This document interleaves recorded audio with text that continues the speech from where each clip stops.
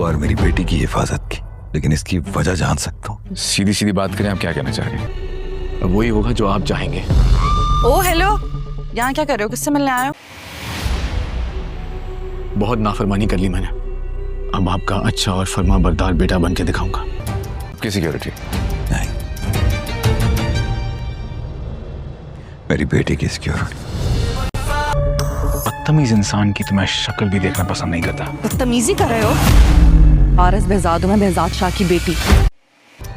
मैं चाहता हूँ कि तुम मेरे लिए काम करो।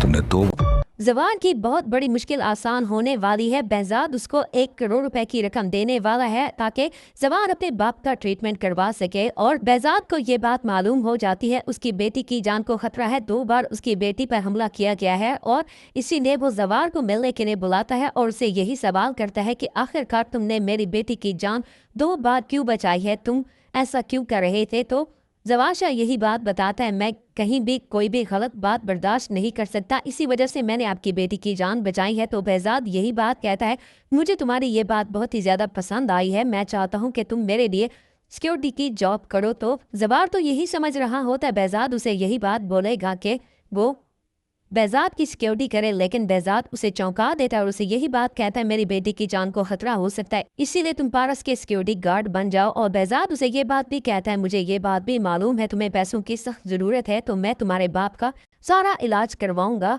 और behzad ने ऐसे जवान शाह की वफादारी खरीद ली होती है। और जैसे ही जवान behzad से मिलकर जा रहा होता है तो पारस उसको अपने घर पर देख लेती है और पारस जवान के साथ बदतमीजी भी करती है। तो जवान यही बात कहता है, मुझे बदतमीज लोग बिल्कुल भी पसंद नहीं है और ना ही मैं बदतमीजी बर्दाश्त करता हूँ।